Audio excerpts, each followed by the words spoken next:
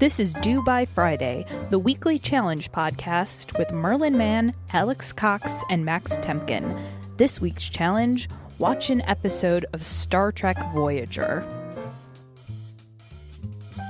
You have ruined my life. What happened? What did Merlin do? You and Dan Benjamin talking about the stickiness of the new iPhone cases and like how it's human skin. That never occurred to you before. No, no. Wait a minute. Are you both big case boys? I can't. Here's the thing. I was never a big case boy until the 6S or the 6 because it's a fucking bar of soap. But now I need to go get a leather case because this is God, it feels like I'm touching it. It feels like synthetic human skin. Merlin, are you a big case boy? I'm a big case boy. I have a 6S, so I have to be a big case boy. As I discussed on my program with Dan Benjamin, I don't like handling that phone. It's not a phone. It's soap, and it's terrible, and I hate it. I have a lot of problems, Merlin. No, but then the funny part was when you were doing your very, very funny vlog bit about iPhone cases, and you kept talking about all those silicone cases. That's the thought that came straight to my mind. Is you touch them and it feels like a corpse. And also, don't they kind of stick? You said now they're less sticky. Did you say That's what it feels like to have sex with a robot in Westworld. Yeah, I feel like that maybe just the first generation. I think I've been using my case wrong. but and now I want a big phone. I'm such a millennial. Oh boy. Yeah. I'm fighting it because I don't really need it. I know. I mentioned this on the other show, but like my wife's her photographs are so good. Like she just she's got hits the plus. Thing. She's got a 6S Plus, and it is. And I'm not one of those like. I have an iPhone 7 Plus. Well, it's a big boy phone. It's a big phone. I've got no case. I never put a case on any of my phones. I have the naked robotic core. Wow, nice pull. I was never, I mean, God, it's so boring. I think I had a case for one of my early 3-ish series phones, but I haven't used one since. And the thing is, part of the beauty of the, I guess, 4 and 5, I mean, 5S is I think my favorite phone I've ever had. I love the design of it. Was that the metal edge antenna gate phone? That phone, that's probably the best thing Apple ever made. That was not antenna gate. That was. Was that one after? That was 4. Whatever. None of those cases affected reception. That whole thing was made up. It was all nonsense. Yeah. Well, I mean, it's just that I guess what I'm trying to say is that I never felt the need for one. I have never. Oh, God, this is one of those things like saying, I'm not sick. Isn't that interesting? And then you get sick. I've never damaged a phone. I've never dropped a phone. Merlin, look down. It's already, check your pocket. It is already broken. Oh, my God. Left pocket, port up, face in. It's, Can I tell you something? I've had an iPhone since I was able to afford one, which was not the first one, but the second one with the plastic back. Yeah, what was that? The iPhone 3G. The iPhone. Oh my God, that was my first phone. The iPhone 3G, my first iPhone. And I have never put a case on my iPhone, and I have never broken an iPhone until this case design. And within the first month of owning it, it just like flew out of my hands onto the concrete floor of the garage and shattered. Oh no. Never. I've had like my entire life I've had an unprotected iPhone. And you know what? I got right back on that horse. And I've got this big boy that rides around in my pocket. But you have the we both have the jet black, and for a while I was using the piano shiny one? Yes, the piano black. And every time I put it down, this is another John Syracuse problem. I would put it down like a baby or like an egg that I didn't want to crack because the lens. This is so exciting. I could talk about this. Can I ask you guys another question? I really am struggling with. So when did the 7 come out? September. In September. Okay, so I've had this phone for not that long, and I went with the big boy. I went with the big phone because I wanted the dual camera and all that business, and the bigger battery. That's a very attractive feature. I think I regret getting the big phone. I think I wish I had a small phone because here's the thing: I also have an iPad. Yeah. Yeah. And if you are committed, like I have an iPad, I have the small iPad Pro, and it's probably a pretty close tie with the SE30 for my favorite Apple device I've ever owned. Wow. It's peerless. The size is perfect for me. I find it easier to handle than my phone, and I use it for everything. I'm not everything, but I mean, like, given any other choice, I would prefer to do it on that device. It is lightning fast. It looks great. And so the thing is, once you've used an iPad a lot, you really start to see these devices as being, I think, 4 different things. Where at first, like if you went out and bought, any kind of second dingus, for a while you go like, oh, I should really use my Kindle more. I should do this. Like once you've done it for a while, though, you don't have to think about it. You say, well, okay, I know that if I'm going to read a lot of stuff, I'd rather just do it on the iPad. There's some kinds of things where like it's just easier to grab the phone. Like for example, for doing like a voice memo or something, and the phone's right there and I'll grab it. I don't have to think twice about it. But yeah, I think once you've gotten into that lifestyle, it's kind of hard to go back. None of this is making it into the edit. But I have two. Max, you're killing me. I have two odds and sods for you, Merlin. You spill so much seed upon the ground. You're killing me. You cut out so many things. Got to keep it tight. Got to keep it tight hour. There's no need for tight. No, come on, really? Tight hour. What is this? 2007? You get in, you get out. You're in 1 hour. If I could get that sucker down to 40 minutes, then we'd really be moving. All right, I got 2 things for you. I went to the Apple Store to get some holiday presents, and you never leave the Apple Store without getting a little something for Dad, if you know what I mean. And in this case, I'm Dad, and I got the. So I decided that I own the smart floppy. What do they call it? The smart keyboard for the iPad Pro, the official Apple accessory, and I never put it on. It's terrible. It's not. The one that's built into the case. The one that is built into the case that Apple provides. Yeesh. I just couldn't ever get into using it. Like even on an airplane or something, like I almost would rather just sort of type on the soft keyboard on the screen. But anyway, I just sort of on a whim, I saw that Logitech has a line of cases called the Logi, Logi, for iPad Pro, and it has wait, that's not a dumb name. That's a dumb. Oh no, it is. It's called the Logi. Yeah. Okay. Oh, Alex, Alex has the same one. Yeah, look at that. She's pulled it out because it's got a holder in the fold, in the flap, in the little skin flap. You can fold in the pen. It's a pencil. I never use the pen because it's pencil. The pencil. Sorry. Excuse me. Excuse me. I never use this fucking thing because how do you ever like, when are you ever like, oh, like I'll like bring this pencil with me now? Like never. It just sits in a little jar on my desk and I never have it when I want it. But now it rides around in my case and I feel like I'm gonna get a lot more use out of this thing. And then I have one more odds and sods for you, Merlin. Are you aware of, I learned about this from my friend James T. Green. Are you aware of Press to Record? Yes. Oh. I keep meaning to use it more. I heard Serenity Caldwell talk about it a long time ago, and it's kind of a wet dream to have something like that, and I need to remember to use it more because it's magic. So let me tell you. Have you seen this? Have you seen this app, Alex? Yeah, I think Alex and I are both on it because of James. Mm-hmm. This is like one of my top pick apps across the entire Apple ecosystem. They also have a Mac version now, and what's fucking awesome about it is it lives in a widget, and it's one button. You pull the widget sheet down, you hit tap, you say your business, you're done, you walk away, and then you sit down at your computer later, there's your voice note, fucking transcribed. If it just was the recording, you go, that's a really good idea, but the fact that it transcribes it and mostly gets it is crazy. Good enough that it's good enough. It transcribed good enough that I understand it, right? It's like I know what I was talking about when I was in. I use that constantly. It's such a good app. It's so good. Yeah, I got to remember to use it more. I meant to do it as a way to remember my dreams, and I forget. Well, you can't. But what are you gonna wake up in bed and say your dreams into? You can't talk because you're. That's the use case, yeah.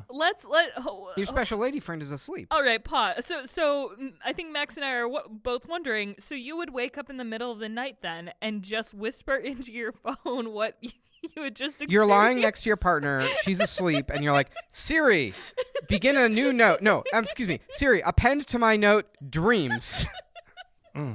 See, when you say it like that, it sounds really weird. Permiso. No, permiso. I would say I would get up and like a gentleman, I'd pull my watch to my mouth and I would say, I was in college, except I wasn't in college, and you were there, only it wasn't you. And I had to eat a turtle and had to get my father to wear a donut, or whatever. Permiso. Permiso. Permiso. Tell it to the ancient bird. This is odds and sods. This isn't going to go in the show. Let me see if I can find any. Let me see if I can find some that I had not read to John. Let's see. I got some good ones here. Dreams. Oh, here's some dreams. Boy, I wish I remembered my dreams. Here we go. In every home, there's a place, kind of like an alcove, phone booth, or even just organic-looking hole in the wall. Original idea is you whisper your dreams in there while they're fresh, but it could also be that it's for some kind of confession. And we're taught that it's totally private and it stays there forever. It turns out to be like an ancient animal. You're literally speaking into the ear of an ancient bird that seems dead. It remembers everything. Wow. Mm-hmm. Wow. Some of these are really good, and I just have, okay. So this is I'm just gonna I'm cold reading this later. Genre of sci-fi. It's okay to explain away something with because science, almost like censorship style black dots, but a big metaphorical dot over something and say, hey, it's this way because science or whatever else just made it that way, even though you haven't figured it out yet, at least in the story. Well, I agree with. Yeah. Yeah. But there was like dots will echo, editing style dots over something. I knew that there was something important behind the dot, but it had been redacted. I'm worried that this is going to be a challenge, documenting our dreams. Well, for a Alex week. doesn't sleep, and I haven't remembered a That's dream very since I was true. 6 years old. So that's going to be a tough Aw. challenge. You should try my herbal sleep medicine. I'll try what. I'll take some pills and go to sleep. Don't spoil it. I got a challenge for you this week. Okay. Let me see. Okay. And then final odds and sods question on the iPad. So let me ask you this. I'm trying to. Killing me. I'm trying to adopt. Killing me. I'm trying to adopt like an iPad. So I have this iPad Pro, and I use it to like watch Netflix in bed. So the big boy? You got the big boy? I had the big boy. I returned it and I got the normal boy because the big boy was too bright for me to watch Netflix in bed. It was basically like I was sitting in bed with a widescreen television 6 inches away from Veronica's face when she was trying to sleep. It was not Right. taking. So I have the normal iPad boy and I use it. I don't know. What do I read? Instapaper on it. I take it on airplanes with like movies on it. It's like it does not get enough use for how great of a device it is. So help me out here. Like, what am I supposed to be? How do I adopt this iPad-based lifestyle? Like, what do I need to be doing? So I like have my computer at work, and I pretty much like putter around on my giant phone all day at home. Like, what are the kinds of things that should be going on this iPad? Well, Alex, you want to go? Yeah. I got a few, but you think about everything more than I do. I mean, I don't even think. I don't think about these things. I think you think about how you use these things way more than I do. I mean, I agree. I do think about shiny toys a lot more than most people should. But are you familiar with the show Canvas that Federico Vicici does, Max? I'm familiar with it in that it's a show I would listen to if I had a different life. If I had a different lifestyle. It's a really good show. So, but there's just a series about it's maybe 3 episodes about the app workflow, and it is awesome. Called the Apple Workflow? No, it's just there's an app. It's called Workflow. Sidebar, let me ask you about, I'm familiar with Workflow. Every 6 months I install Workflow and I try to make a workflow I spend like 3 hours and I'm like, this will improve my productivity, and then half the day goes by and then I delete Workflow. Tell me one workflow that you use ever. Do you have any? Well, I mean, it's the thing is at this button point, on your home screen. Get me an Uber let me to the first closest diagnose your pizza. condition, because I have the same condition, which is that at a different time in my life, that's all I would have done all day is play with Workflow. That's like what I used to do for work and for funsies. There's so much you can do. I think there's the level you eventually get to, which is not where either of us is now. The level you eventually get to is, I need a way to do this thing that's currently difficult to do. The level you get to before that is that you change other people's scripts. The level you get to before that, though, is just blue sky. Think about, is there something crazy that I need to do sometimes that is currently difficult to do. And I think one Alex might be able to chime in on is sometimes there's embedded audio on a page that you'd like to put somewhere else. Like I like putting stuff into Overcast to be able to listen to. That's my go-to place. And the thing is, the community, I'm saying this because at this point, the community that has created workflows is big enough that there's a pretty good chance if there's an itch you want to scratch, there's something that's very close to what you want. And the general idea is bookmarklet, Huffduffer, problem solved. What's next? What do you got? The idea is like if you just I think the general mindset that I bring to this is there stuff that is someplace that's hard to get onto this device or somewhere else, or is there something I have on this device that I need to get somewhere else? That's very general.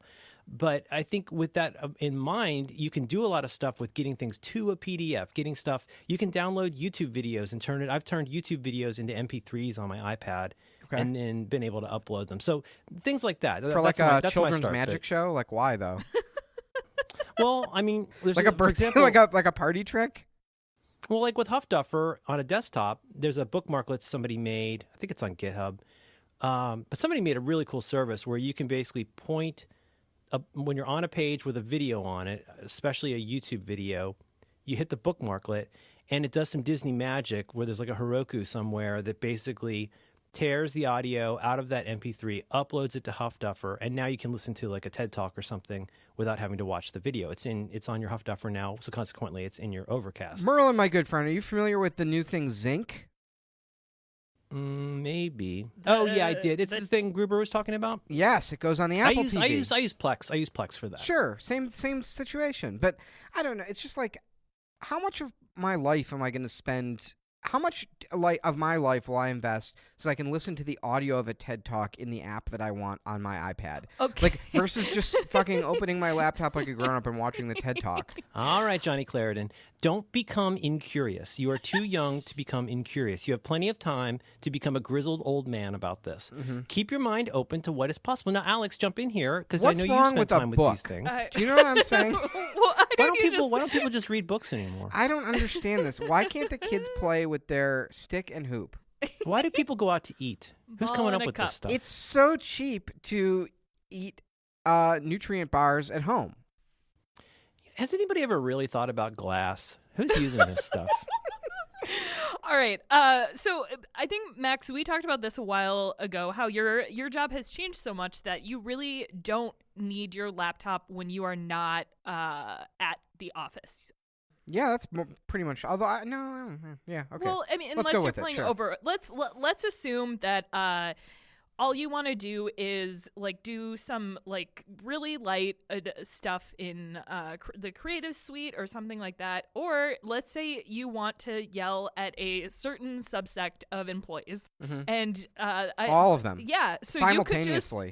You just create a workflow that's like Siri, implement employee discipline program Delta. You're like, okay, text event. You can have a widget it makes a little app icon, and then it just sends a group text to people, and then I like have that implemented with text expander, and it's just. But how many? Have you ever done that? Have you ever done the math on this? So let's say it's going to take you. Oh God! It's going to take you 2 hours to like install workflow and set this whole thing up and add it to your home screen and debug it and make it work, right? Now, why would I dig a well when I already have a bucket? So, have you ever really thought about how much would you actually use the water from that well? We've already got a perfectly serviceable stream. I've got a bucket. Why don't people use buckets anymore? Oh man! I'm just saying. Like you are just saying. You want a way to say to your computer, execute Order 66, and all of a sudden everybody turns into a stormtrooper. You wipe out the entire Chicago facility. That's all. That's all I want. Listen, I come back when workflow can empty the litter box. Am I right? You need another $1,500 cat box. When that fancy cat box has IFTTT support, you will be able to have a workflow that's empty my. I see. IFTTT. Tell my Westworld robot to empty the litter box. Yeah. I have a very, very mundane use of my iPad that has become very precious to me, and so I do a lot of stuff with text files. To me, like text files are like where stuff goes. and I use editorial for that. So as you know, I'm very tightly wound about how I organize my screens. I like to be real careful about the only thing that's like a consistent thing on my devices is that editorial is always in the lower right-hand corner these days because I want my right thumb to always be able to hit it. You hit editorial, it opens up, and you're probably already inside a text file, which is cool. Editorial also has the ability to add bookmarks up at the top of the screen. So I have something called today.taskpaper, and that's where I do most of my figuring out what I've got to do today. And so I just hit today, it pops up, and I'm doing task paper style, just typing in there. It's very easy to do. It's very fast to do. I can get to it. And like, it's just a joy to do on the iPad. And I know that that's not sexy, that's not exciting, but like when I'm laying in bed and I want to start capturing show notes for thinking about what we're going to do, I just created, sometimes I'll just go, easiest for me is I go to drafts, I type something, I hit create new file, I pop over to editorial, I just start typing. And it's a breeze. You can export it as HTML. You can print it. You can do whatever with it. That's really mundane. But then you can also do stuff like color. You could use pigment with your Apple Pencil. That's really fun to do. You could color. I just want to point out that Merlin has I have a problem with this system in that I do not have the big boy iPad. I have the reasonably sized iPad, but I still am a big bed reader, and I fall asleep and the iPad crashes to the floor, and it has not yet broken. And I keep thinking, man, if I just had a phone that was a little bigger, and with the 5 and 5S, I was so fast at typing with one I know thumb. my typing has gone to shit. Yes, I used to be so God fucking damn it. fast on Merlin, the 4 and 5. I want to buy a big. Oh man, Now every word's got commas in it, and I mean to hit the capital, but it makes an A, and it's like, there's like these certain things that for like years now, I keep doing the same dumb typing mistakes. And the thing is, once you put a comma in accidentally because you think you hit the space bar, but you hit comma. The commas. Now it treats it as different words. Yeah, I see like my other boss who is not a phone person, but suddenly she's like a ninja with typing because she got a big phone, and like with events work, which is like when we're like on a site, if I don't have my phone, I'm basically a useless well, honestly, in every aspect of life, if my phone isn't with me, I'm just a useless person. And I want to be the nerdy phone ninja again. Can I give you a positive note, Alex? Sure. I'm gonna try and cut this baby in half. You are young. Your eyes are probably pretty good. You're good. Oh my God, you guys you're insufferable. You really genuinely enjoy this. You would benefit from it. I think you should go and buy the nicest large iPhone that you can afford, and I think you would benefit from it. I think you should do it, and I think you should not look back. I'm giving you permission. Need something for daddy. All Yeah. right, I'm sorry, Max. Pick up something for daddy. I felt really bad last time. Listeners were very nice about I was recording very high, and now I've got my Monster Energy drink again, and I'm just all amped up about phones, and I'm so excited to talk about Star Trek. And Can I ask? I have one more question. How do I edit? And after that, I have a life hack. Go ahead. How do I edit a PDF on an iPad?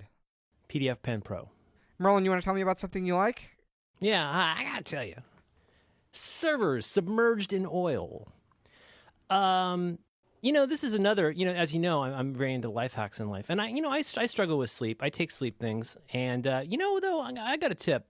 If you're falling asleep, sounds like you struggle with sleep, Alex. oh yeah, Do you struggle to get to sleep, stay asleep, or both? both. Really? Yeah. Okay. Well, I do. I take this herbal thing at night that is fucking great. And I don't know if it would interfere with your chemistry, but I'd be happy to share that with you. It's not costly. It does not make you feel hungover like a Benadryl does, but it works really great. I sleep a lot deeper. I wake up a lot less, and I don't feel like shit in the morning. So I'm going to recommend that to you in a minute. But, here's a really dumb thing to make yourself start paying attention to. And it's been really good for me because I would frequently go, I'm just going to watch this first episode of the OA. And then I wake up and it's 2:30 and I'm asleep on the couch like a fucking idiot. Pay attention. Start noticing if you yawn. And here's the thing. I know this is going to sound, yawn means you're sleepy, right? But if you're watching TV, you're doing a thing, you're not listening to your body, start paying attention to the first time that you yawn. And start noticing how long it is between the first time you yawn and when your body really wants to go to sleep. And you'll eventually discover you have a window. You have a window of like, this is a sensible time to go to sleep. If you keep yawning and you keep reading, is it any wonder at all that the iPad falls on the floor? You're not listening to your body. So my advice to you, which is really mundane, is to start paying attention to noticing your body, be a little mindful. Notice when you're getting sleepy and start figuring out how long. That means your clock is ticking. It's going to be a certain amount of time before your body wants to go to sleep. Can you go back to telling me about the chemical that I can take, though? I really want. Yeah. No, in all What is it? seriousness, that's a very What is good advice. Thank you, Merlin. But please tell us about the chemicals. Yeah. I mean, let me go look it up. I buy it in big jugs. I love a big jug of herbs. Night. It's called Night something. Now, what do you smoke it or can you vape it? You put it in your douche. Okay. And you really want to get in there. You got to butt chug it. That's what the kids do. The kids do that now. What's that? They take a tampon and they put it in vodka. Oh my God! And then up the butt. People still do And that. you can die of alcohol poisoning. It's so from that. scary. Why not? You butt chug. Oh God! It's Ugh. very Ugh. cost effective. It's very cost effective. Can have big night out. I mean, I don't know. Go, if you want a quality, like a really quality tampon that's gonna absorb it, that's really as much as like 2 drinks. That can't be true. Is that true? Well, think about what's the best tampon? Do lesbians even menstruate? Is that a thing? Oh, yeah, please. What tampon is in? What does Gwyneth Paltrow say I should buy as a tampon?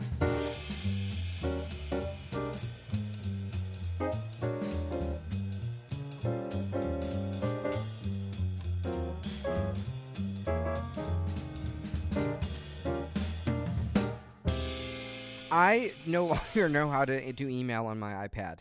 The one email app that worked, which was Inbox, which they did some dark evil magic on their side to make the indexing and the search and everything work, so it was fast. I'm gonna actually you because Yes. I think you might actually confuse people. You were talking about Mailbox. Sorry, correct? Mailbox, Yes. excuse me. Mailbox was great. Mailbox did some dark magic where I think they actually this is why I think they went under, is I believe what was happening under the hood was they were cloning your entire Gmail inbox unbeknownst to you so that it could quickly index. I have apps that the app I use right now does that, and it freaks me the fuck out. What do you use? I want that. I don't care. There's nothing in my email. I'm willing to make this trade.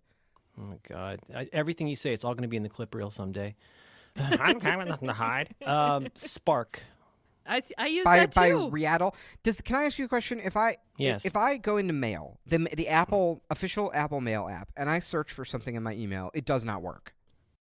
Unless it's like currently in my inbox. It works in Spark, and Spark also has saved searches. So I frequently want to go when I'm getting ready for back to work. I'll go in and search for email to or from b2w at 5x5.tv, and so I just made that a saved search. And you're telling me if I search for an email in Spark in my Gmail inbox, it will find it. Yes. Absolutely. And it's got Booleans. I think I don't use them, but I'm pretty sure you can do some pretty cool stuff. I think you might be able to find attachments and stuff. But like I found it to be very reliable. I think I've tried every email app on like that exists at post Mailbox, and they're all like some sort of fucking monkey paw where they like will fix some problems but create new problems. Yep. Yeah, I agree. Well, I agree. And the thing with Spark too is you can have custom gestures. So I just remapped it to what the Mailbox gestures used to be, so I can still like have my swipies in the right. Wow, that's spot. that's a huge time savings. Well, I mean, the thing that I do, and I'm not proud of this, but actually I just looked at my phone for a second to see what I have for email. Right now I'm in my inbox, and because it's after 10:20 in the morning, it means everything that I snoozed yesterday has come back up. So I'm going to the bottom. I'm going to swipe from right to left and say snooze all of my mail until tomorrow, because I'm a bad person. I used snooze actually for the first time yesterday because I'm technically on vacation because I had this.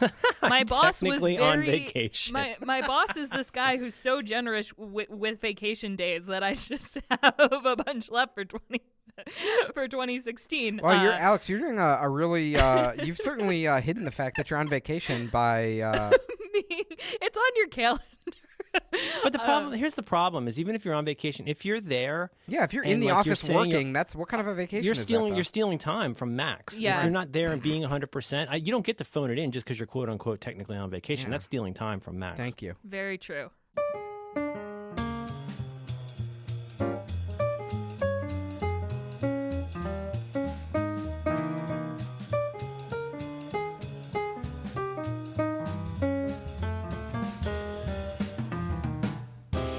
All right, let's start the show. Hi, everybody. Hey, Max, how's it going, buddy? Good. Who watched a Star Trek this week? Are you guys excited for Star Trek talk?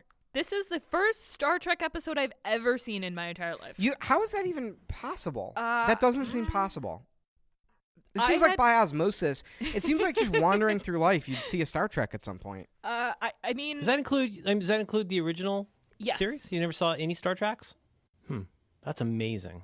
So I'm a huge Star Trek fan. I have seen every episode of every Star Trek.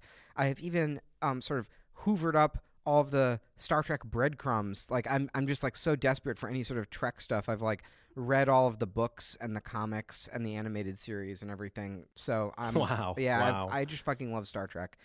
Which I'm happy to talk about what I like about it, but I've been working on over the last few years these sort of episode guides for the series that the series that I love are Next Gen, Deep Space Nine, and Voyager. I think those are the pinnacle of the Star Wars, I think that's the pinnacle of the Star Trek sort of canon that's out there.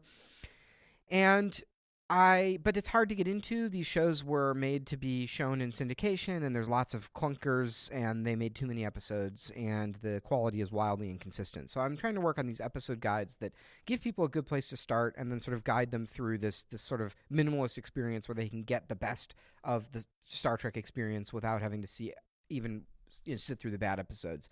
So I'm working on my Voyager guide. That's the one I haven't written yet, and I'm trying to pin down. What I'm looking for in a starter episode is you can watch this episode. It gives you a taste of what the show is about at its heart. It cuts right to the bone of what is this show, and then you can watch it. And even if you don't get every single thing that happens, you can sort of decide like I like that and I want more of that, or I did not like that and I don't want more of that.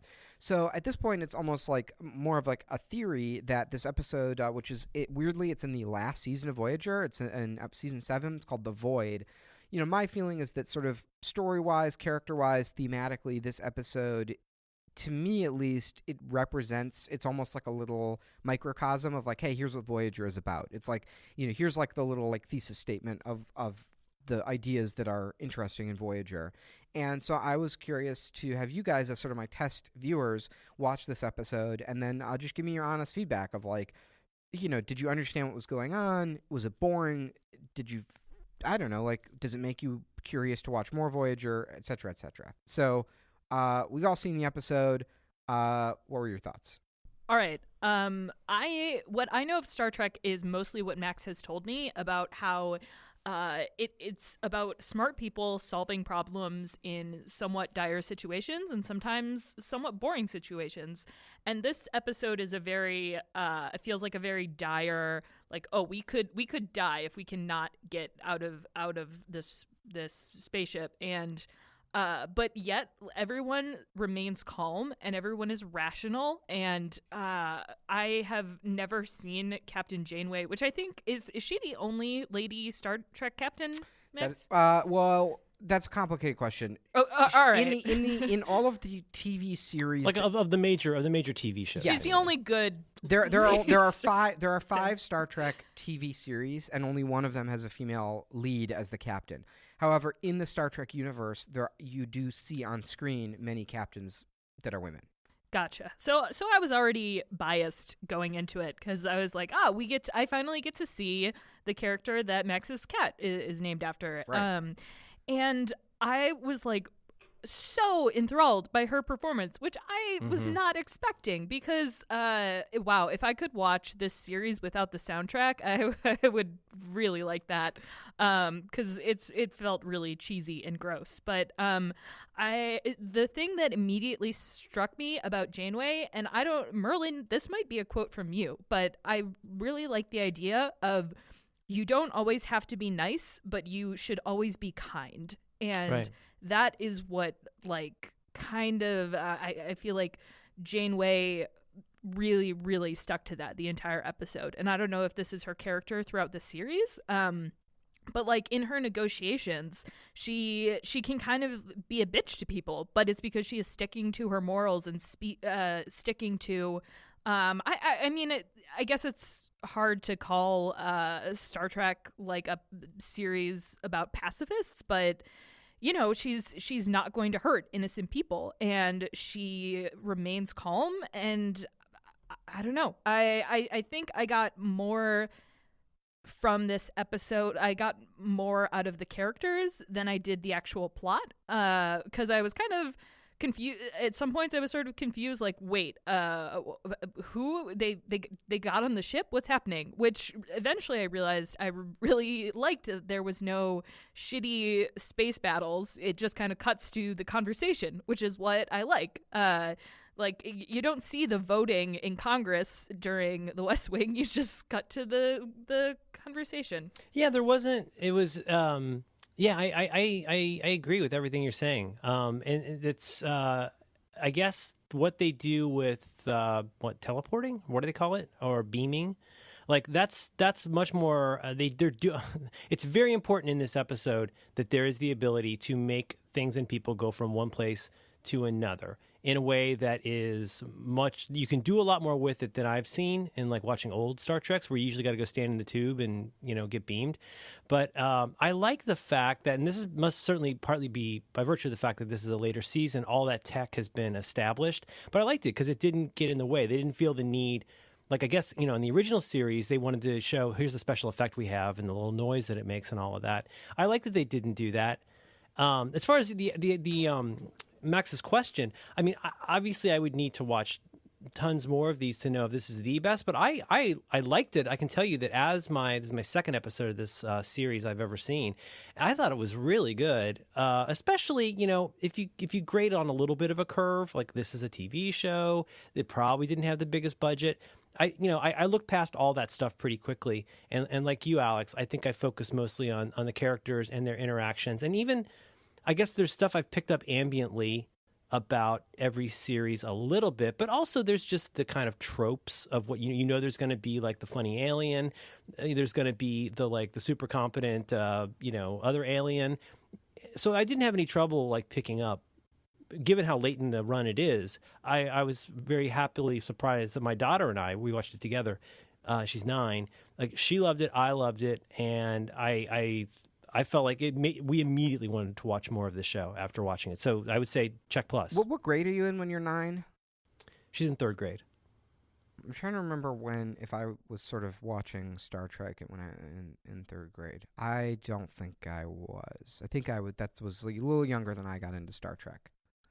But kids are like hard now, They see stuff.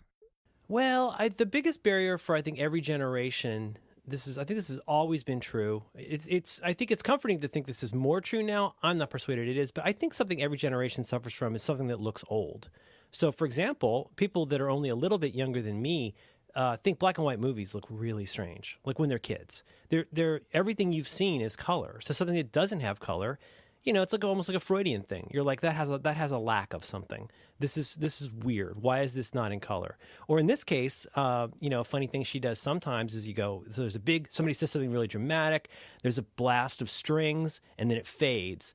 And she turns and says, "Is that where the commercial would be?" I'm like, "Yeah, that's where the commercial would be." Because commercials are something that she sees 4 times a year in hotel rooms. But I don't want to monopolize. But I thought it was really good. I just put a link in notes to a phrase I learned not too long ago: competence porn, which is usually used in a derogatory way to say, like, is this a piece of film, movie, art that's, I think The Martian is sometimes held up as this. Like, there's a certain kind of genre of, like, it's a film about watching somebody deal with a difficult situation, and it's just mostly about how super competent they are. And I have to tell you, I enjoy that a lot when it's well done. And in this case, that competence porn was not simply about her ability to stay cool, but obviously also to, like, deal with her the principles of, I assume, not Starfleet, what's the Federation, right?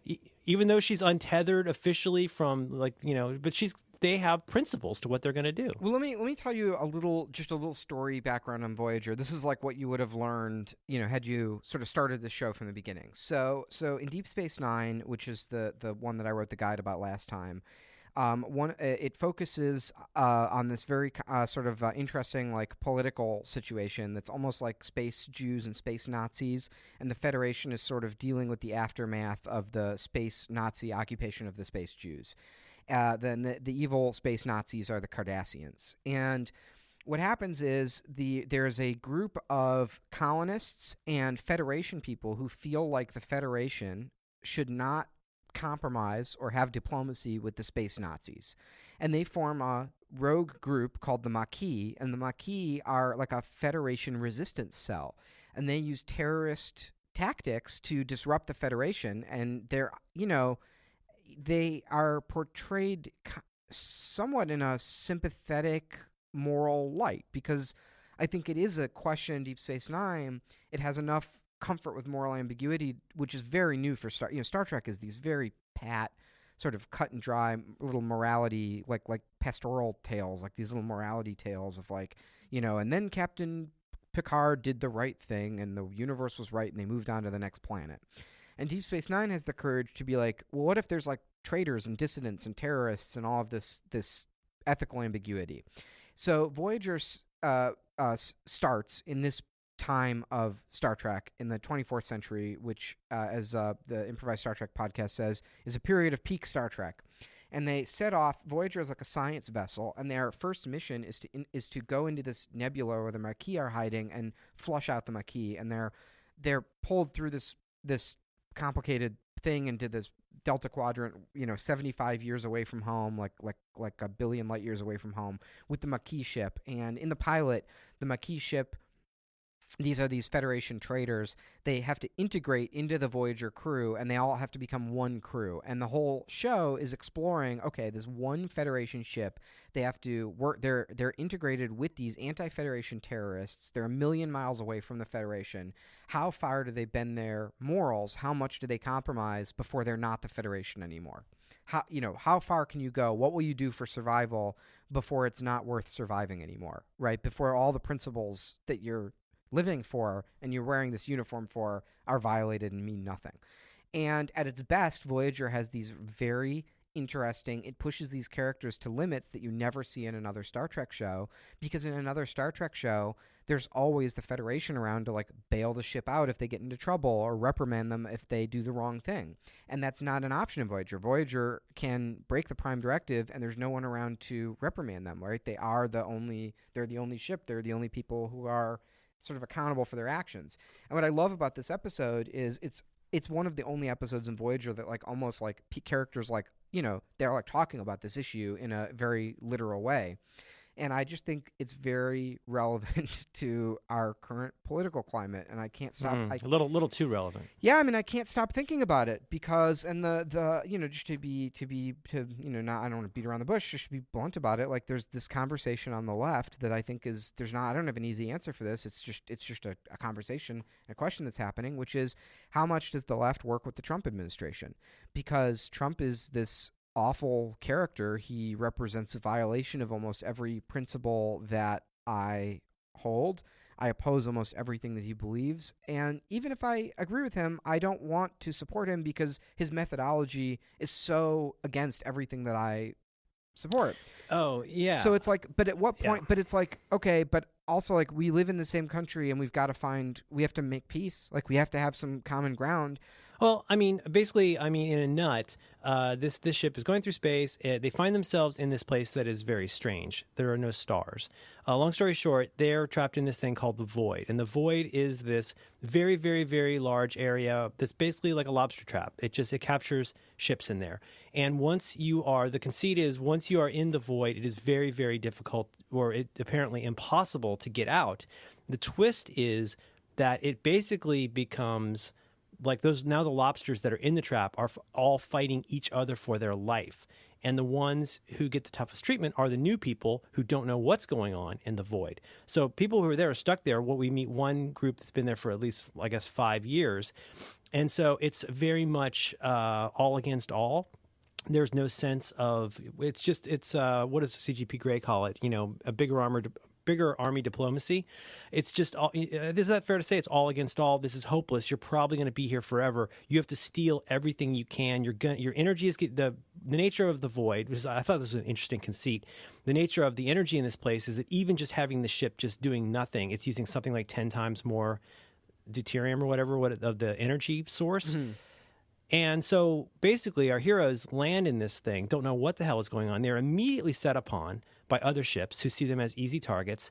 Most of their energy and their food is transported off the ship by other ships, and now they don't know what's going on, and they realize they have a very limited amount of time to not only just figure this out, but even to just stay alive. It's a matter of days to figure out how they're going to stay alive because they've been plundered. And then the episode itself spins out. I mean, I don't want to spoil this, but the episode spins out with, well, okay, Captain Janeway and her strong feelings about following the rules of the Federation and their ethos has a somewhat unconventional approach to trying to not simply survive, but to stay hewn to the moral and ethical vision of the Federation in a place where even her own shipmates think that's not really that's not a sensible way to proceed. That really we have to use everything we can to just fight the way the others are fighting. Yeah, that is a very good summary. And to me, the sort of pivotal plot point comes in when Janeway is sort of trying to make this alliance with these other ships.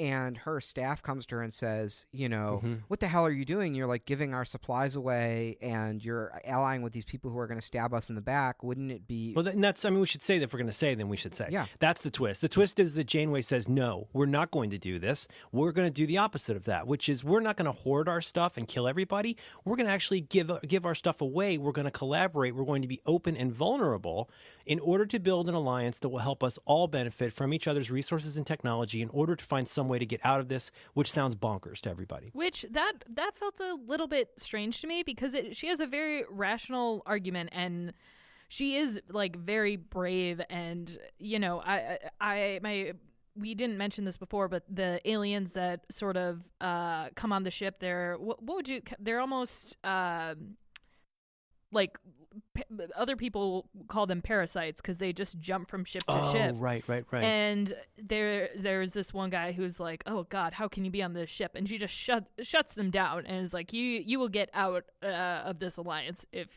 you fuck with people." And other ships in there, people consider them a bit like rats, Jawas, vermin. Like they're a nuisance and they're a threat and they carry disease and they're kind of like the Jawa Jews of the story. Yeah, and that felt that felt. I just man, because it felt like this is Janeway like talking to some not an alt-right person, but just trying to be like, okay, we are going to try, but do not fuck with what we like our core beliefs. And later, this guy, it's revealed that he basically like blew up a ship and stole some technology that they needed so that they could do their escape plan. And Janeway kicks him off out of the alliance and gets rid of the tech, like throws out the tech that he stole, even though they need it.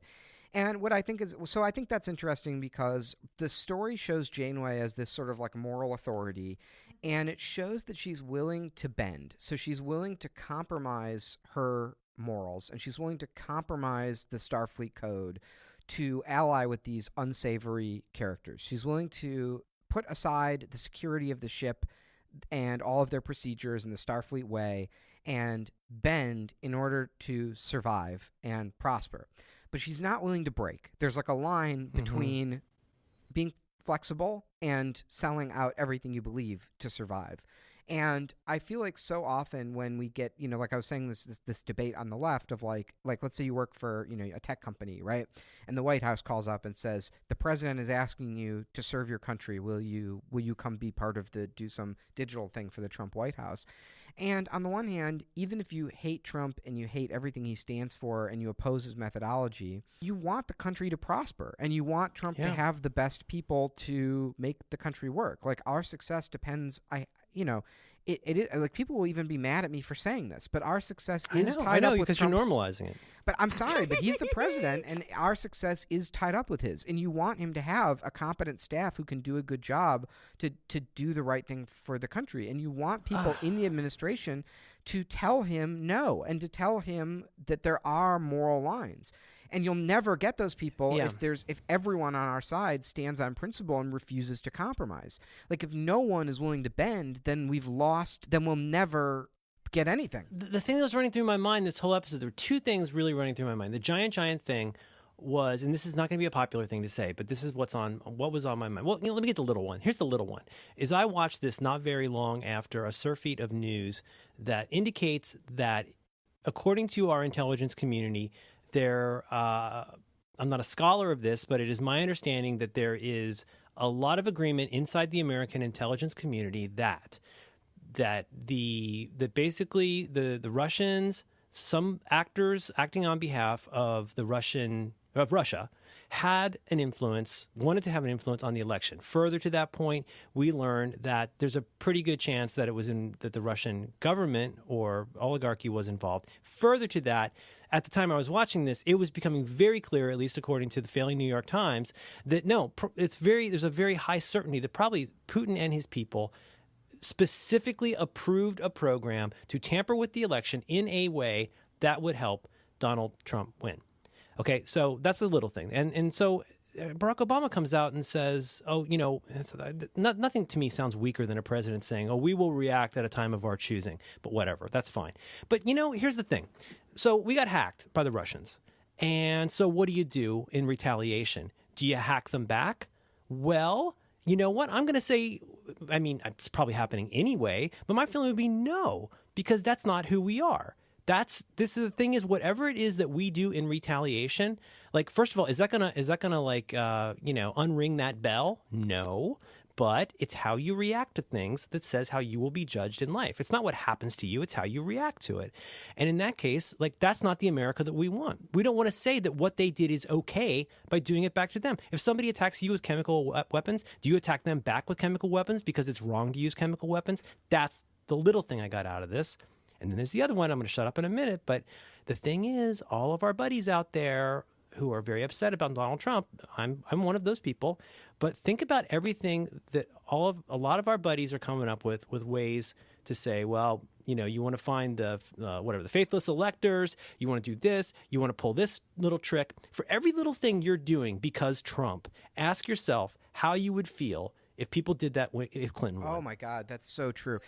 These people every single thing, because we've decided that this is extraordinary enough that now the rules are off. And I'm not saying this is right or wrong. I just want people to really fucking think about it. It's every little rogue maneuver that you want to pull to fuck with Donald Trump, whether or not it's going to work. And it probably won't work because he's got the entire Congress and government behind him. But even if it were effective, do you want that to be the precedent? We set a precedent with Obama about what's okay to do with drones. Like what you're allowed to do with the NSA. Knowing those powers are in place with good old Grandpa Uncle Barry, are you happy to know that Trump will now have access to those same things? For every one of these things that you think is going to fix this problem, ask yourself if you want that to be the precedent going forward. Because that's what Captain Janeway is dealing with, and I found it incredibly affecting. It's exactly what was going through my mind when I was watching this, and people on Twitter, like I've seen so many people say in despair as Trump is sort of, the recount didn't happen and the electors didn't abandon Trump and all these sort of plots that never were going to happen don't happen. People keep saying, why doesn't Obama do something? He should do something. What do they imagine him doing? Have you? What do you want? Here's every time you have one of these, I'm repeating myself, but every time you've got some kind of big hack for how you're going to fix the Donald Trump problem, ask yourself how much you want that to be the precedent for what an actual grown-up president is allowed to do in the future. Don't let this guy throw you so far off your fucking nut that you start thinking that the ultimate normalization is acting like we should tear down the supporting beams of our entire system of government and our entire ethos as a nation in order to figure out how to fix this one fucktard. One of the thing is,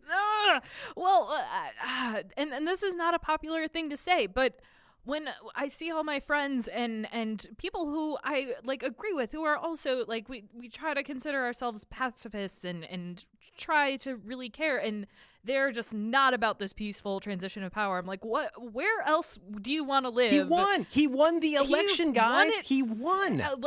Well, to say he won it fairly, I don't even want. I'm not smart enough to think about that. But to say, not my president. No, he literally will be your president. That is factually wrong. And people, I get it. I really do. And understand the despair and the fear, especially with people who are like I've talked to a lot of like kids who were powerless to vote, and I can definitely, I don't know.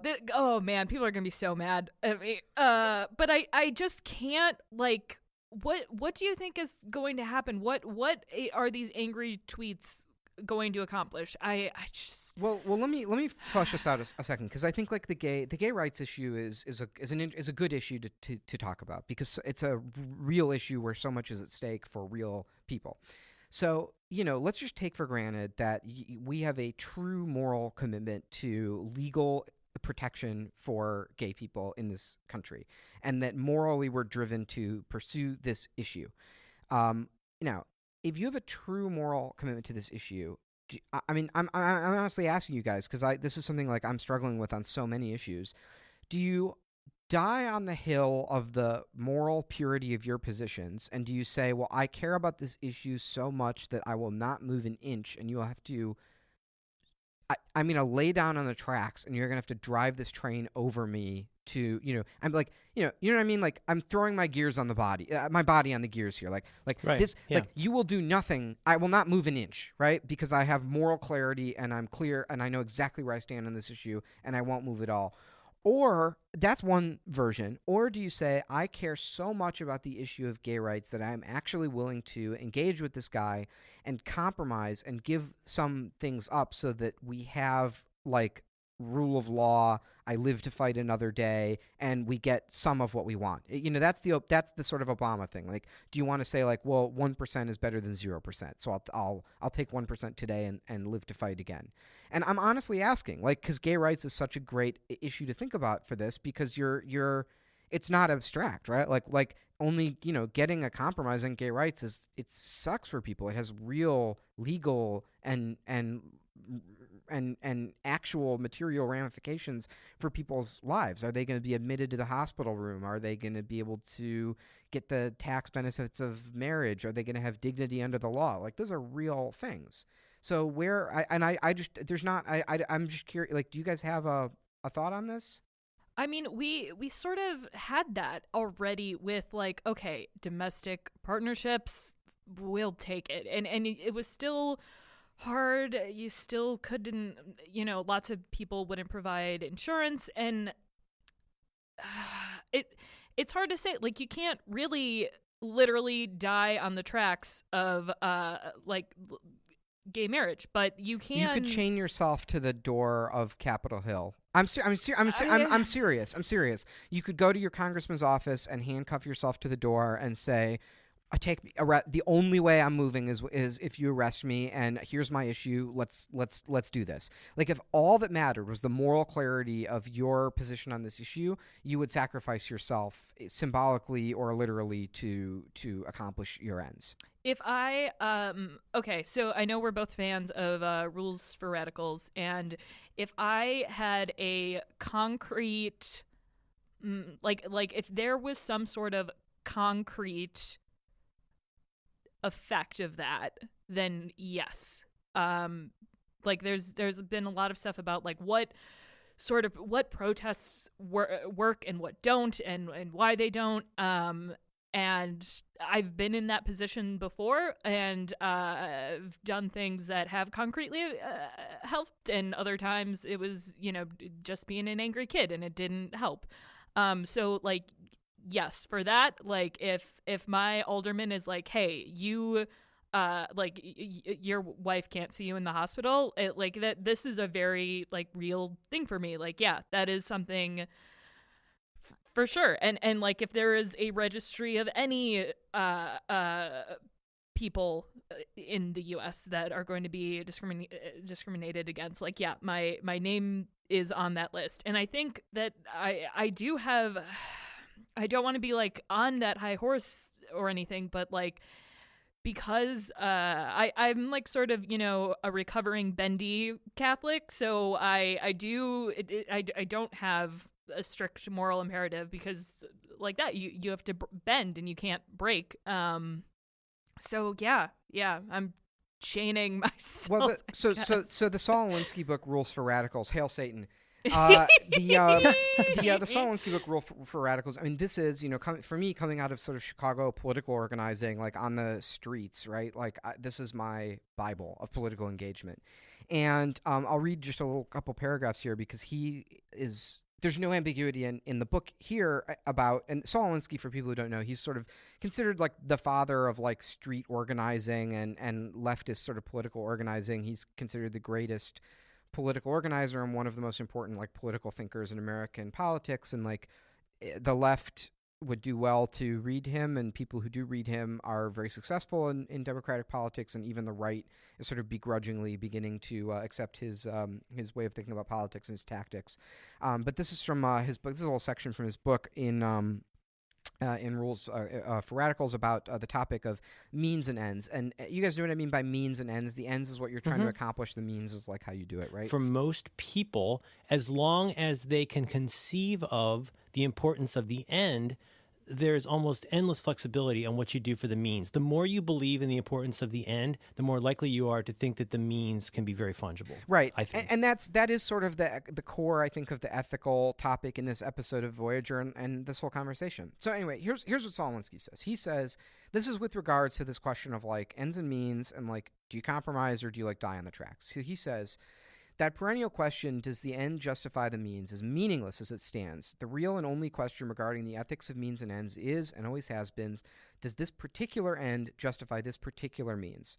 Life and how you live it is the story of a means and ends. The end is what you want, and the means is how you get it. Whenever we think about social change, the question of means and ends arises. The man of action views the issue of means and ends in pragmatic and strategic terms. He has no other problem. He thinks only of his actual resources and the possibilities of various choices of action. He asks of ends only whether they are achievable and worth the cost, of means only whether they will work. To say that corrupt means corrupt the ends is to believe in the immaculate conception of ends and principles. The real arena is corrupt and bloody. Life is a corrupting process from the time a child learns to play his mother off of his father in the politics of when to go to bed. He who fears corruption fears life.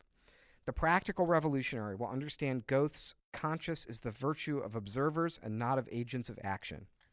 In action, one does not always enjoy the luxury of decision that is consistent both with one's individual conscience and the good of mankind. The choice must always be for the latter.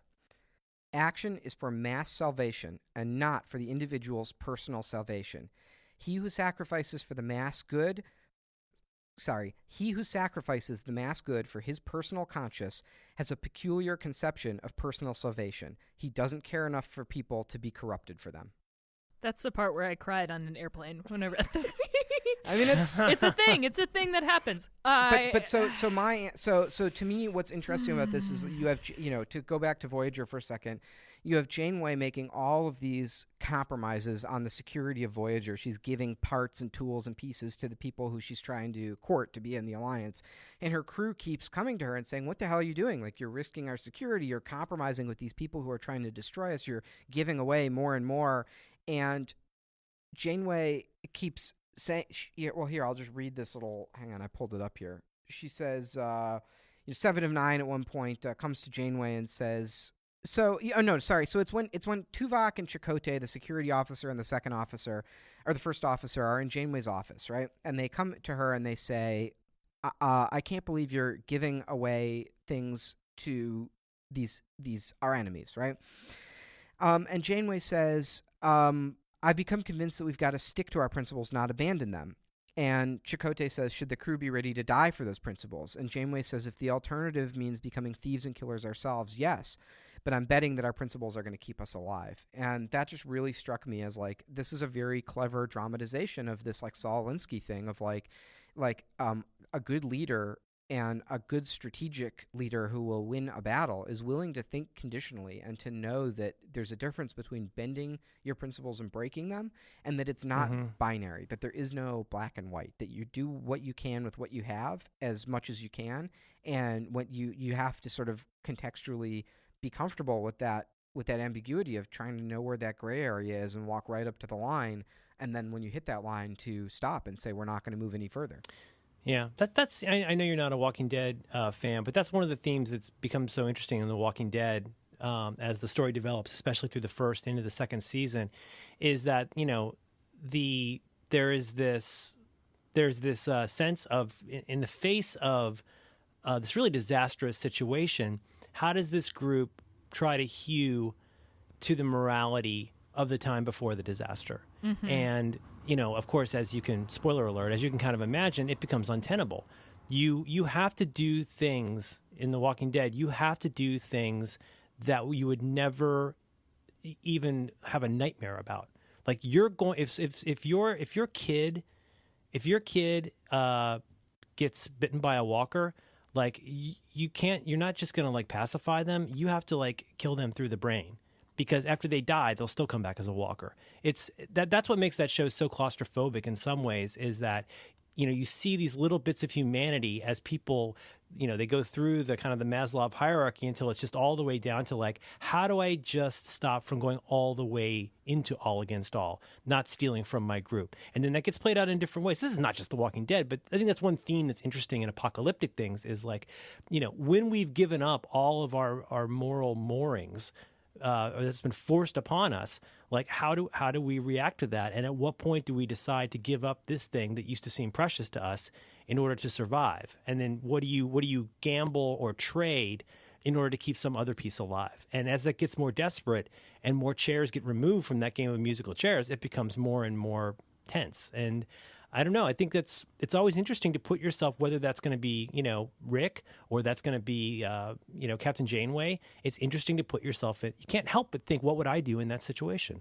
If her goal is to, above all, make sure that her ship is intact and everybody lives, she might do something differently. So the question becomes, does she think that the alliance is actually the best tactical thing as well as the best moral and ethical thing? I know this Right? is often talked about in jest, but do you ever talk to your wife, like, so if there is a natural disaster, and let's say zombies, however it happens, are a thing, have you ever had a conversation like, okay, what do we do? Do we stay alive? Do we do it for our kid? Do we just, run for the hills? Do we specifically put a with bullet in our heads? zombies? No, I'm saying It's a good conversation to have. I know John and Amy Gruber have a plan worked out in case they do a face-off style face swap. If one of them gets face swapped, I think they've worked out like a safe word so they can know which one's the real them. These are things to work out. I think if you're going to be in a relationship, you should talk about zombies and face swaps. I mean, I just think about, well, it's also sort of the thing of, I don't know. It's like, how long do you wait to see if there's a cure before you pull if you shoot your loved one in the head? Like, how long do you wait until you take them off life support? I don't know. Oh, no, I know exactly what you're saying. Did you ever see the Saturday Night Live sketch, The Day Beyonce Turned Black? Yes. It's very, very, so very good. funny, and it's probably my daughter's favorite Saturday Night Live sketch I've ever shown her. And it's basically about, like, right after the Super Bowl, Beyonce has put out Formation, and it's shot as basically the trailer for a horror movie. And it's the day that white people realize that, first, that Beyonce is black, and that, second, maybe this song is not for them. And the entire city is melting down. People are screaming and running in the streets. They don't even recognize their friends anymore because they're realizing they might be black. So good. Also, your daughter is probably the coolest person that I just aspire to be her. God, she's great.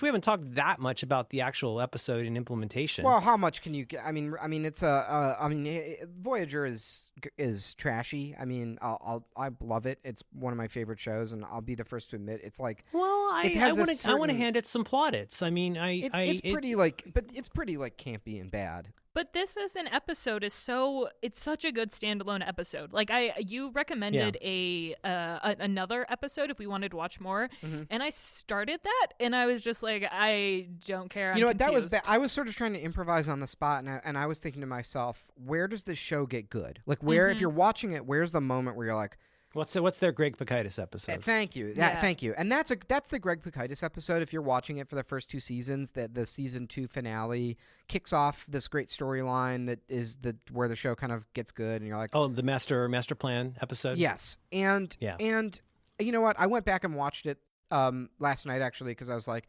oh, Master Plan is so good. It's such a good episode. Wait, what is Master Plan? Oh, sorry. I thought you were talking about the season finale of season 2 of Parks and Rec. Oh, no, sorry. I'm talking about.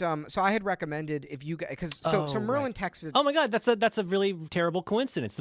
So my daughter and I were basically up to the end. She was loving it, and she said, "Let's go watch the first episode." Right. And so I texted you and said, "We're excited. Should we watch the first episode?" And you said, "Well, the pilot episode of Voyager is notoriously it's so boring and bad. It's just awful."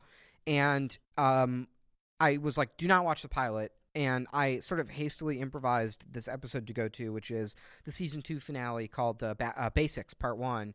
And that's to me, that's a moment where Voyager kind of like hits a good note for the first time. It's like, all right, like I see what this show can kind of do. But, I went back and watched it last night to be like, hey, I wonder if this sort of like holds up as like a good episode to go to. And it does not. You need to have seen so much nonsense before that. It's just sort of, I don't know. Well, I want to hand out some plaudits. First of all, I have no problem. I just sent you the Beyonce Turn Black video, Alex. You should show that to Max. I'm always grading on a curve. At least mentally, I'm thinking like take into account when this was made, take into account like where this aired. Like was this on like CW or something probably or Fox? What was this on? CBS and then syndicated on UPN. Yeah, UPN. Okay. Okay, but like I have no problem taking all that into account. So I was ready to look past any kind of like, because like I said, I'd seen one episode of this show before that was not very good. It was really cheap and cheesy. But I one thing I thought they did very well, and I don't even know when this is from. They did a good job, I thought, of dealing with a large cast, for one thing. Like there was something for a lot of people to do in this, and I feel like I learned a little bit about lots of characters. That wasn't, a lot of times when you get this kind of an episode, you'll have like, you'll have the antagonist, the person who disagrees with them, and then the protagonist, the person who disagrees with them, and the antagonist, and that's the show. I thought it was interesting. I thought it was a team effort, and I don't know. I don't expect other episodes of the show to be this good, but I think you've picked a really great one. I was just thinking about the first scene of this episode, and it's super where they're having short. the fancy dinner. Yeah, it's not nearly as bad as you made it sound. It's made it sound so terrible. cringeworthy. I loved it. Okay, here's the. I thought it was adorable. Exactly, and it made me immediately invested in these characters because it's goofy and it's like, what the heck is going on here? But it also sets the tone for what you don't realize until you're halfway into it is, I wish we could go back to the days where the guy who looks like a toucan could make anything out of food. Yeah. Like it's this moment of plenty, right? Like right before all the privation that I think really works. I mean that's how my favorite Doctor Who episodes are set up. When typically it's not necessarily there's not stakes for the Doctor and his companion, but you need to establish stakes for the other people in this episode, and the ones that do that best usually have like this quirky little scene where there's something about it that it just hits you, and I don't know, the first scene really did that for me. It was dumb, but it was still cute. I don't know. Maybe but Max made it sound like it was going to be like do baggy pants comedy, and I thought it was better than that. Maybe I am grading on a curve because I was like, here it comes. I think you guys generally have. I think most people generally have a higher tolerance for campiness than I do, and especially for sort of intentional campiness. So like I don't mind the campiness of something old where you can go back and watch it and be like, in its day this was very earnest, but now we can find a sort of campy humor in it, and the aesthetic of camp as like we're gonna intentionally go in and make something kind of zany and campy.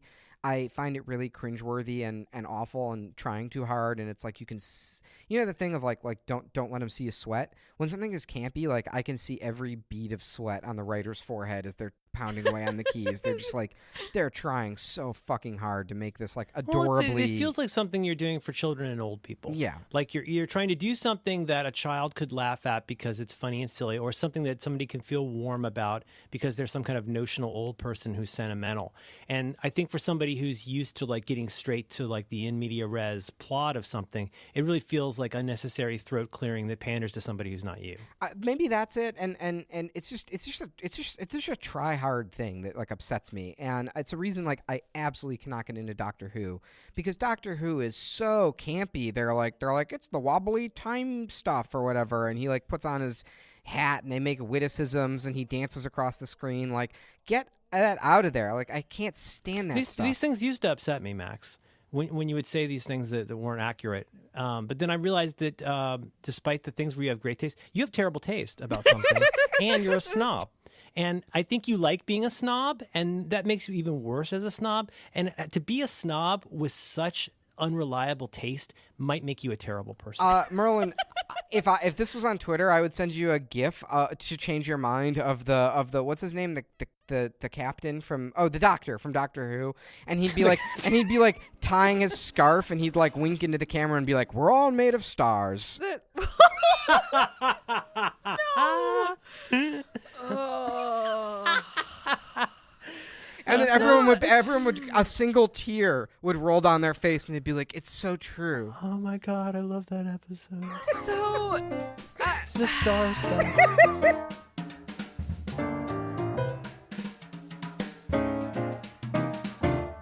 Max is about 5 years older than me, and I was at a conference in November, and everybody kept saying, "Oh man, you remind me so much of Max Temkin," and I Wait, what? like, What? At Ool. What? Yeah. It is, Alex. It is true that we're like almost I the know, same. we We listen to the same music. We listen to the same podcasts. We have the same T-shirts. We have the same haircut. We like. I go to Supercuts, and I go to the Supercuts that's closer to me. We go. Okay. I go to the Floyd's that's closer to me. We have, let's see, we have the same laptop, and for a while we had the same stickers on our same like Mac products. Like, Alex, it's I know. it's frightening. We both like women. Well, that's a good point. Merlin, when I first started working at Cards, I noticed this right away. Like, oh fuck, I dress nearly identically as my boss, and I've slowly started to just kind of basically wear pajamas to work, unless like we have an event or something. And put on a nice frock for the day. And we both had used this service called Trunk Club, and Trunk Club. Yeah, and I was like, fuck. Alex, you want to tell me about something you like? Oh God! I used to like it until we all we had the same thing. So now, whenever we have to be on like film, I bring an extra shirt in case Max is wearing the same So, one. Oh my Alex God. and I both did Trunk Club, and for the same reason, which was we both went to an event where we got a gift card for Trunk Club, and then we both canceled Trunk Club for the same reason, which is they refused to send us boring enough clothes. Yeah, Like there was an it incident. got too fancy. I kept asking for like, I was like, is there like some sort of black sweater you could send me, or like? I want to get something. I want to join a club where they send me the same Uniqlo or black long sleeve shirt. Is once that a so month. much to ask? And then what happened was my personal stylist at Trunk Club sent me a box, and she was like, "Here's a box of like fun green sweaters and shoes for St. Have you Patrick's considered Day." the cravat? Yeah, so you could go. So when you go out partying on St. Patrick's Day, you'll have like fun green, button-down shirts to wear. And like, I was like, I must cancel the service. Sorry to lose you as a sponsor. They're a very nice company. I just Well, they're just to be not clear, they are fancy. not a sponsor of this episode. This episode is, however, sponsored by the Helix Sleep System and MeUndies. Okay, here's the thing. They're sewn with special silver thread. To That's MeUndies, different. you Isn't can that get the different? same Isn't black it? underwear every month. It's pretty great. There's someone in this office. Can I just tell you, there's not a podcast ad that exists where someone doesn't fucking get it in this office. I Yep. see all the shit. Yep. I see Casper shit coming in. I see people do that. What's the thing where if you're too lazy to buy groceries, they send you like a corn. Oh, Blue Apron. I see yeah. people getting Blue Apron. I see people Blue getting Apron is a service that sends you several, basically delivers small plastic bags to your house that probably contain food. Try this Thai chili recipe. Here's a little bit of thyme. Someone posted a picture on Twitter of opening their Blue Apron, and they opened this precious little cardboard container, and there was a single egg in there. And it's adorable. And it said label. It had a label on it, and it said farm egg, and they just said farm egg. Here is the farm egg. I have mixed feelings. Like they've sponsored shows I've been on, and we have subscribed. My problem is, like, we have a fairly small refrigerator, and like one delivery, like a delivery from them that creates like 3 meals, fills our entire refrigerator with matter. And it just is like, ugh. I had a funny occasion, I think it was about a week ago. I was talking about this on Slack, where I was wearing 4 articles of clothing that had been given to me by 3 different sponsors. And I never felt like such a shill in my entire life. My socks, 2 of my shirts, and my jacket had come from, yeah. Well, here's the thing I will say about foot cardigan. Foot cardigan! They're like hugs for your feet or whatever. I don't know. But I, of course, because I'm a millennial, I'm like, I wonder. And there's all these, decorative socks. And I'm like, oh, fuck this. But then they have a collection called Borings. And they got their no show option. Yeah. And they'll just send you black socks every month. And I'm like, I don't, maybe. Perfect. I wish Gold Toe Socks. I wish I would get a sponsorship from Gold Toe Socks, and I could be like Jerry Lewis, never wear the same pair of socks twice. I would love it if I was just delivered white Gold Toe socks every month, and I could just throw them away. Listen. I know the Gold Toe people are listening to this. Listen, here's the deal. Here's what we want. We want 365 pairs of Gold Toe socks per year. In exchange, we will read an ad. Now that's a product I believe in. I'm a Gold Toe man. Are you a Gold Toe man, Merlin? I am. Gold Toe socks. These are totally socks. I'm a Gold Toe man. Thank you for supporting. I go to Target and I buy a potato sack of Gold Toe socks. I get them from Amazon in 8-packs. Yeah. I buy the largest amount I can, and then I retire that. Like, I'll wear them for 2 or 3 years, retire the whole potato sack, buy a new potato sack of Gold Toe socks. And boy, I really believe in this product, and if they would sponsor us just by giving us the socks, we will continue to talk about how good Gold Toe socks are. If you do not meet our demands in the next 20, we will execute 1 hostage every hour on the hour until we receive our free socks. And but here's the great thing too about Gold Toe socks. I used to be a Hanes girl, but the problem with that is every year they change like the design of what their branding is called. It's like Cool Heat or Heat Off Cool, and they change the bottom of the sock. So then when you're matching your socks, you have to like put effort into it. Oh, come on. And I'm like, no. That's planned obsolescence. That's the worst. Yes, it is.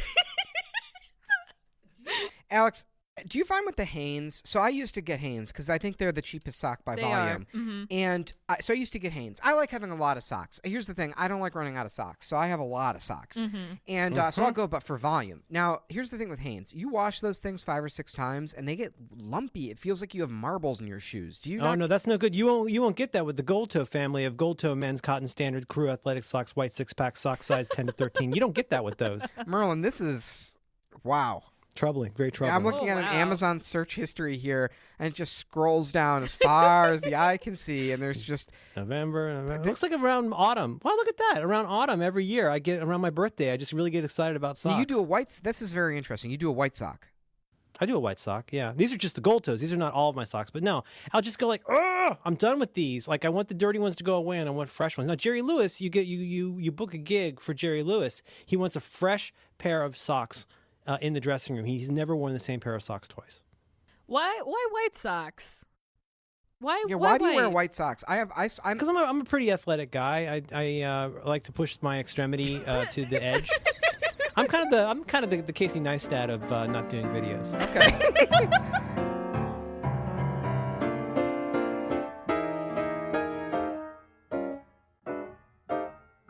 The makeup on this show was way better than I expected. It's maybe it was not Doctor Who level of cheap, that's for sure. The makeup on Voyager won many awards, and they invented many makeup technologies that were proprietary to to the show that have changed. But like the guy that had the mean guy, the Donald Trump guy who had an axe for a face, that was a nice effect. They had very cool. Voyager has probably the best makeup of any like sci-fi show. Like it's notably like extremely cool every episode. I have a quick question for Max. Yes, you there.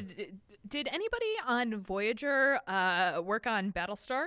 Okay, so there is. So I don't want to get too deep into the whole politics of the Star Trek writers' room because I could go. No. It's a thing I weirdly know way too much about. Yeah, but so Ronald D. Moore is the guy who made Battlestar Galactica, right? And he comes from Next Generation. He got hired on a spec script for Next Generation, and he became the guy. He wrote a spec script and mailed it in, and they hired him. And he became the Klingon expert, and he was sort of the go-to guy to write the gritty, realistic, like Klingon episodes. Ronald D. Moore in Season 3 of Deep Space Nine, Next Generation ends, and the Next Generation writing staff splits up between the two shows. There's Deep Space Nine, which is 3 years in, and there's Voyager, which is just starting. It's brand new. It's the golden child network television replacement for Star Trek, The Next Generation. All of the quote-unquote good writers, the sort of like more, I would say to describe them as the more sentimental Star Trek-y writers, go to Voyager. And they continue, they make Voyager into this Planet of the Week, sort of a lightly campy, rollicking adventure. All of the sort of gritty, weirdo, we want to push the boundaries of television writers go to Deep Space Nine. And they turn Deep Space Nine into this serialized, like, long arc. Like, you can't just watch an episode of Deep Space Nine. You have to watch the whole thing, right? And they really pushed Deep Space Nine in crazy directions, and they became like the bastard stepchild of Star Trek. After Deep Space Nine ends, that group of people, a lot of them left the Star Trek universe. Ronald D. Moore, pretty instrumental guy in Star Trek at that point. He tried to go to Voyager, and he wound up fighting with Michael Piller and the other producers of Voyager so much that they fired him, basically. Like he quit. I don't know, but he had some sort of awful person. He wrote one episode that was just okay, had a terrible personality conflict, and left. And he reacted so strongly to that and what he felt was broken about Star Trek that he went off and made Battlestar Galactica. And, it's sort of interesting because, like, Ronald D. Moore has said, to him, the whole premise of Voyager is this ship is out there in the Delta Quadrant. They're a million miles from home. They have no help anywhere. What he wanted to see was every week them scrabbling and struggling for survival and selling out their principles piece by piece, and that he wanted it to be a Ship of Theseus situation where every week something breaks on the ship and they have to replace it with something worse, and eventually at the end they come limping back home and they're changed. They're not even recognizable. Wow. And that's I want to see that show. That's an awesome, modern, cool Star Trek show. Voyager is emphatically not that, right? A trope, a sort of hilarious trope of Voyager is they have these shuttlecraft. You guys know the shuttlecraft in Star Trek? They're these little mini spaceships they can launch to go on like an away mission. Voyager destroys like an average of one shuttlecraft per episode, and they never seem to run out of shuttlecraft. And that's like the perfect, it's like the perfect metaphor for like the magic of this show of like nothing ever breaks. They never run out of food or water. Oh, it kind of resets a little bit each week. Very much so. And even though they have nowhere to build a new shuttlecraft or get those materials or whatever. So you just accept that that's part of the magic of Voyager, I guess. But one thing I like about The Void is that it is the rare episode of Voyager that kind of goes down that, like, what if path of like, oh, this is interesting. Like it's like one thing that's kind of cool about the episode is it's like dark for half of the episode because the ship is running on low power, and that's just interesting. It's like you don't see that in Star Trek a lot. Like, they don't fix everything right away. That's kind of a cool. I just kind of thought that was a cool conceit of this episode.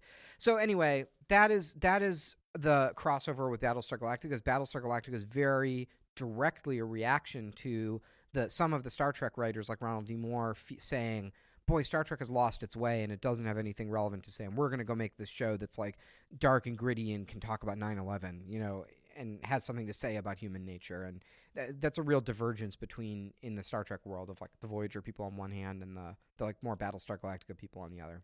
I can tell that I'm going to go on a tangent reading tonight because Battlestar is probably my favorite modern sci-fi show. Well, Alex, watch. Don't watch Voyager. Watch Deep Space Nine. That's what I'm thinking. Is like this sounds fantastic. And yeah, it was so weird. No one cared about Deep Space Nine. Like the network left it alone. Like no one meddled with it. Like they always talked about how like they basically felt like the producers felt like that the inmates were running the asylum, and the writers had just like taken this show like off into the wilderness, and so no one knew what to do, so they just ignored it, and it got so weird and good. It holds up. That Deep Space Nine is the only one that holds up today and is not that campy. Huh. Anyway, I feel silly to even ask this because you've almost certainly seen this. Have you ever seen the Portlandia episode called One More Episode? Oh yeah, yes. Do me a favor and watch that episode. It's called One More Episode. It's you might enjoy it. Oh, that's about the Battlestar Galactica.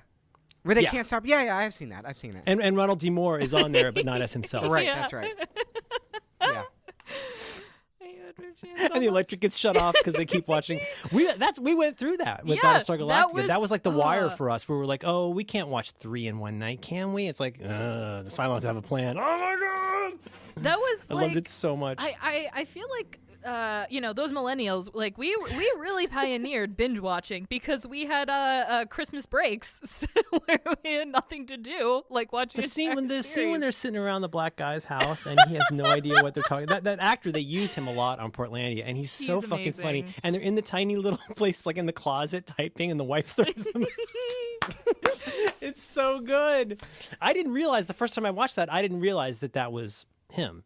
That was Ronald. That's his name, right? Ronald D. Moore. I didn't realize that was him, and then I watched it again. I was like, "This is the funniest thing I've ever seen in my life." Yeah, listening to him like talk about Star Trek and how Star Trek lost its way during this era of like the Voyager you talked era. about this in one of your guides. Yes. This, I think, in your Next Generation guide. Yeah, he's very bold. He's like Star Trek has become like boring, and it's these like goofy but weirdly self-serious men, and they're all wearing matching pajamas, and they're sitting staring at the television, and like they're like, how do you like tell a story about humanity that way? He really, he was like the guy to make that criticism, and he did it very well.